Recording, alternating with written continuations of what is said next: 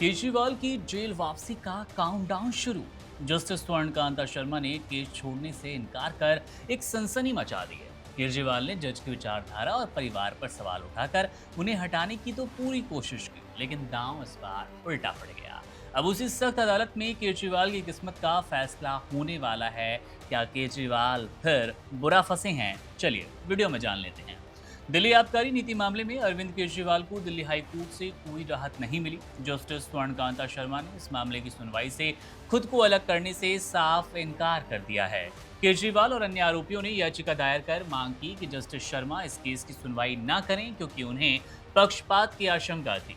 सोमवार 20 अप्रैल 2026 को इस अर्जी को खारिज करते हुए अब सीधे तौर पर जज ने कहा कि न्याय कभी दबाव में झुकता नहीं है और उनकी निष्ठा केवल संविधान के प्रति है। ये फैसला केजरीवाल के लिए एक बड़ा कानूनी झटका माना जा रहा है और कहा जा रहा है कि अब केजरीवाल और ज्यादा संकट में घिर गए हैं। जस्टिस स्वर्णकांता शर्मा ने अपने फैसले में बहुत ही कड़े और स्पष्ट शब्दों का इस्तेमाल किया। उन्होंने कहा कि जब उन्होंने इस आदेश को लिखना शुरू किया तब कोर्ट रूम के सन्नाटे में उन्हें अपनी जिम्मेदारी का गहरा एहसास भी हुआ था।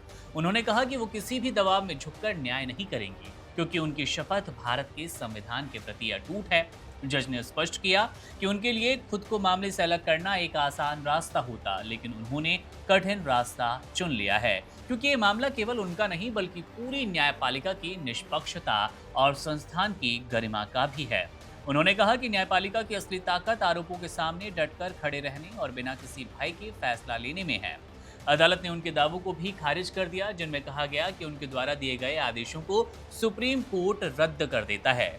जस्टिस शर्मा ने संजय सिंह, मनीष सिसोदिया और खुद अरविंद केजरीवाल के मामलों का उदाहरण देते हुए बताया कि ऊपरी अदालत ने उनके आदेशों पर कोई नकारात्मक टिप्पणी नहीं की थी। उन्होंने याद दिलाया कि जब इसी अदालत ने आम आदमी पार्टी के नेताओं को पहले राहत दी थी, तब किसी ने उनकी निष्पक्षता पर सवाल नहीं उठाए थे। जज ने कहा कि यह दोहरा रवैया नहीं चल सकता। फैसला पक्ष में आए तो प्रक्रिया सही है और विपक्ष में तो जज पर कड़े सवाल।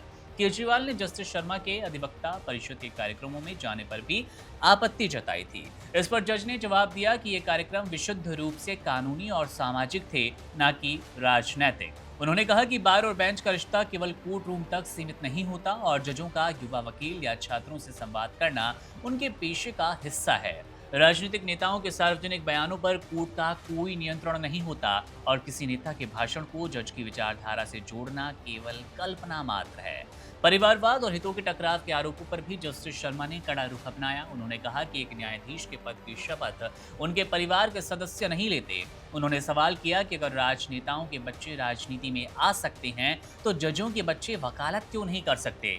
उन्होंने साफ किया कि जब तक ये साबित ना हो कि किसी पद का दुरुपयोग हुआ है, तब तक किसी जज के बच्चों के करियर पर सवाल उठाना गलत होगा। उन्होंने कहा कि पिछले 34 वर्षों से वे जज हैं और सोशल मीडिया पर चलने वाले नैरेटिव या फिर आरोपों से प्रभावित नहीं होती।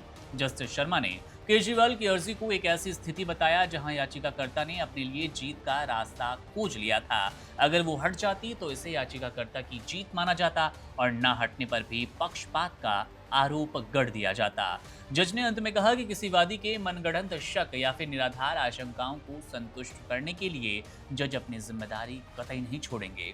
उन्होंने ये स्पष्ट कर दिया कि सुनवाई से हटने का आधार केवल कानूनन होना चाहिए, न कि किसी के द्वारा गढ़ा गया कोई नैरेटिव। यह फैसला स्पष्ट करता है कि अदालतें केवल तथ्यों और साक्ष्यों पर चलती है, न कि किसी भी राजनीतिक प्रभाव या फिर दबाव में आकर अपनी शपथ से पीछे हटने का काम होगा। बहरहाल मामले को आप कैसे देख रहे हैं? जस्टिस को लेकर आपके मन में क्या राय है? केजरीवाल के इस नए झंझट में आप अपनी क्या टिप्पणी करना चाहते हैं? झंझट के लिए क्या लिखना चाहते हैं? कमेंट बॉक्स आपके लिए है।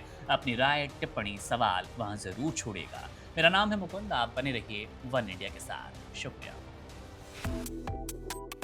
Subscribe to One India and never miss an update. Download the One India app now.